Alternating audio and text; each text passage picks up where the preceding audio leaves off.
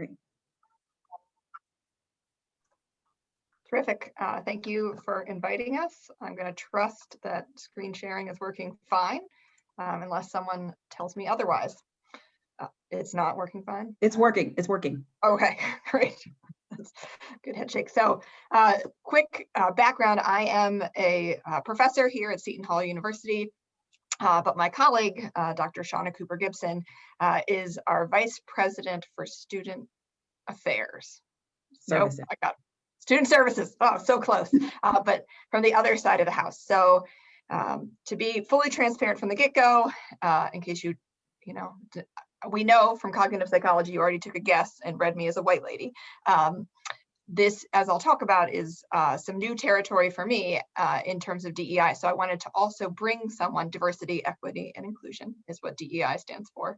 I wanted to also bring someone that has a bit of a longer history doing some of this work to contextualize about how we can create a classroom space that is more inclusive and creates a sense of belonging in students. So we will do this in 3 parts. I will let Shawna first give some context about why this work is really meaningful. I'll talk a bit about how I have done this in my courses and give you some ideas for how to get started if you don't like the example that I give you. But before we do that, I want to acknowledge, as our leader said, this is our attendees are from all over the world. They come from a diverse background. My cognitive psychology training did not do that. Issues of equity, diversity, and inclusion were talked about exactly 0 times. We didn't collect demographic data because I now understand that the sort of overarching theoretical perspective was this idea of a universal mind. So if you were studying memory, you didn't need to know who it was as long as you had humans in the classroom. So although I would have said that I cared about students feeling included and belonging, I hadn't, my work doesn't do this, and kind of professionally, cognitive psychology has recently been called out for how non-inclusive, particularly editorial boards, leadership, and other spaces are. So you may not have had this experience. This may be very boring and old hat to you, but perhaps for some of you, you had a similar background. And similarly for my training and how to teach, this wasn't something that was brought up. Right? We talked about things like how to construct a test, but we never talked about things like how differences in ableism or cultural background might be impacting students. So these are things that I've learned in my 15 years here that I'm continuing to learn. But in case you too feel a little bit behind, I just want to say that it is okay and it's a good day to get started. So let me turn it over to Dr. Cooper-Gibson for a minute to talk a bit about, from her perspective, why this also matters. So this matters, and Dr. Lloyd, you actually introduced a lot of the concepts that are important. So first, it's kind of starting with your own self and recognizing your own privilege and your own fragility. But why this work matters for our students in particular is because we want to be consistent and equitable for our students. So no matter who they are coming through the door, whether they are international or domestic, if they are studying liberal arts or studying one of the STEM professions, if it's about providing access, and we have to focus on partnerships like ours, both on the academic side of the house, as well as the student services or student affairs side of the house, as we develop the next generation of global leaders. Part of our work that we're doing is hopefully demonstrating the change that we want to see in our students, and then in implementing it and being more inclusive in our practices will then funnel down to whoever they work with. So almost like in a simple pay it forward. But it's also that you're also in a process of constant learning. So while Dr. Lloyd mentioned she didn't get some of this work in her training, she's doing so now. It's never too late. It's also never ending. We are coming up on students and populations who are having different experiences, as we saw things happen last summer with racial and social injustice. This particular generation is being very, very active about inclusive practices and creating a sense of belonging for all. But it's also something that I wanted to state, and I'm not going to read the slide to you specifically, but that it's not something that just only impacts our students, it impacts each other. This is the entirety of the community. I have the luxury of co-chairing the Diversity, Equity, Inclusion Committee here at Seton Hall. And we make sure to say it is academic, it's for our faculty, it's also for our students, it's also for our alumni, it's for our families. Because in creating that sense of belonging for everyone on campus, it allows us to be more inclusive in the outer world, to invite different folks to the table to participate in conversations, and sometimes difficult conversations that allow us to really be thought partners with one another in doing this work. How we've envisioned it, and some of you might take this back to your own campuses, is through our curriculum, how we teach. So this is exactly what we're doing here this afternoon, but also in our programming efforts and the trainings, as well as communication and our policies and procedures.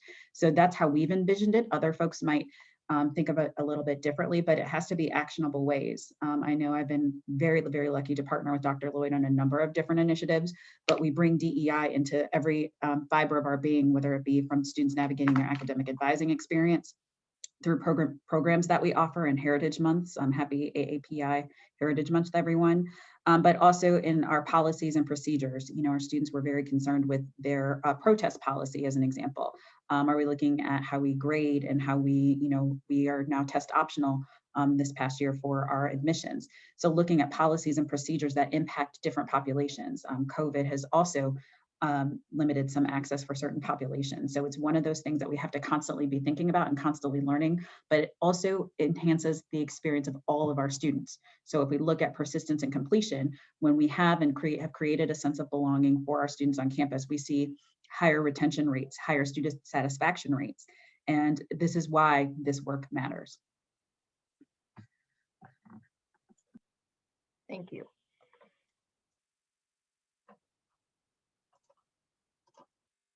Okay, so when I think about inclusion and belonging in my work in the classroom, I think about two buckets. There's the atmosphere of the classroom. So this, you know, as we just heard, my policies and procedures. Am I even just acknowledging things that are going on that are impacting students in the world? You know, our president sent a message to the community after the verdict in the George Floyd murder the other week. I think, you know, one of the ideas is that, you know, students are bringing more than just what I'm talking about to class that week, and I need to make space for that.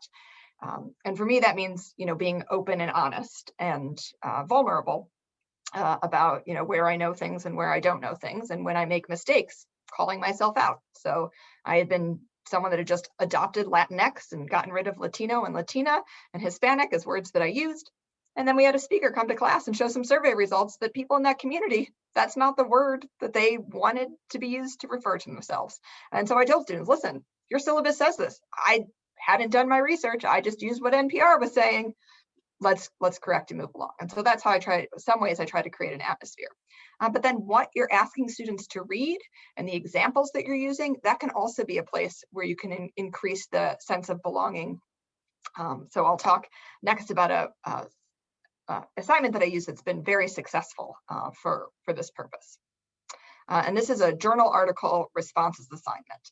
And we do 9 of these throughout the semester. There are 3 that occur. I have 3 celebrations of learning. I call them instead of exams. I got that term from a colleague, and I like it to be true. I hope they feel that way.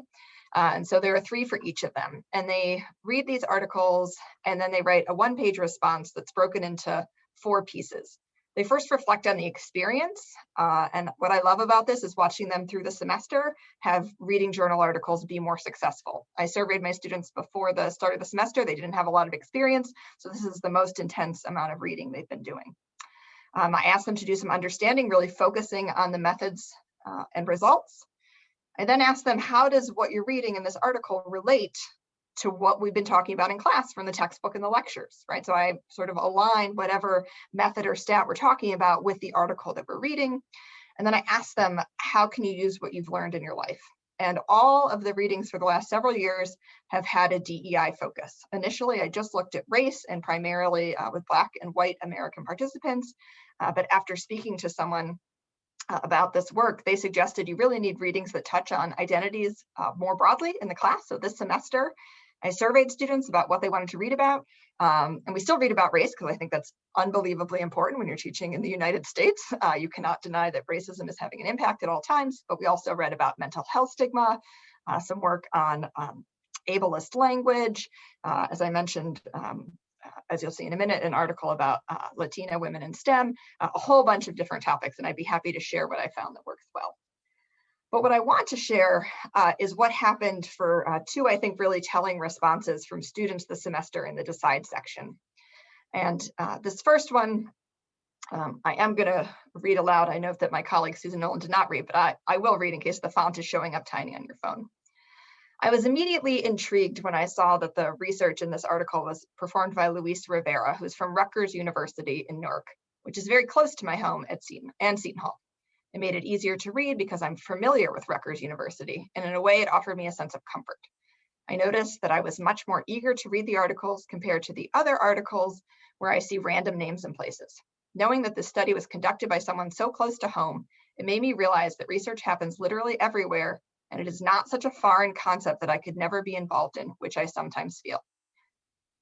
I've been teaching stats and methods here for 15 years, and in grad school before that, it never occurred to me that the students that walk in my classroom may not feel like research is for them.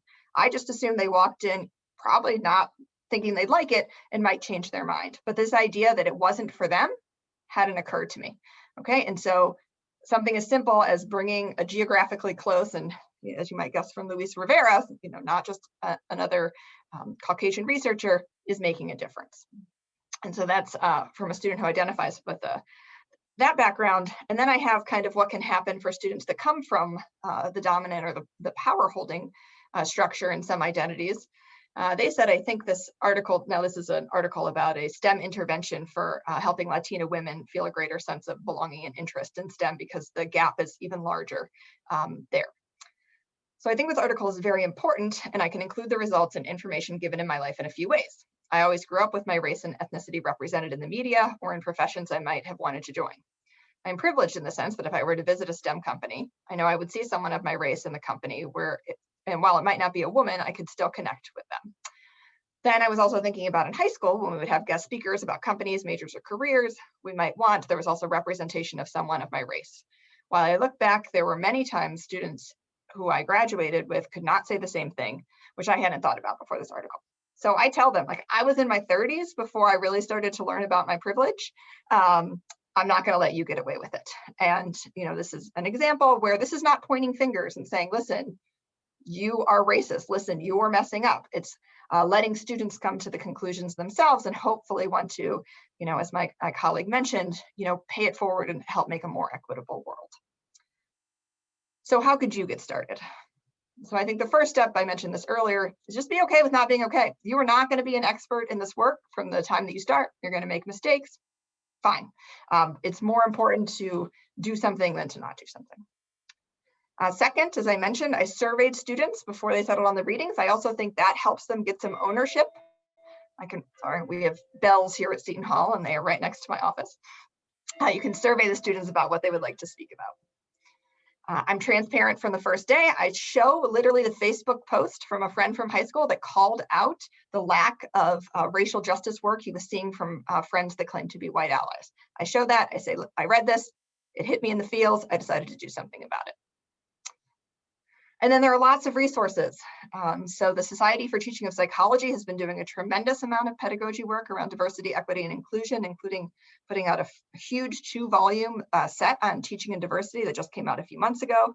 There's a free Facebook page, but it's only $25 to join. And our president is Dr. Susan Nolan this year. There are podcasts about teaching. I host one called Ask Psych Sessions. I've had a lot of guests around DEI, around race, around ableism, the two kind of most frequent conversations, and some university resources. I've included Michigan and Georgetown here. I'm sure there are lots of others, but they have particularly good examples. So thank you for your attention. I think we still have a few minutes for questions, and I'd be happy to have email conversation as well.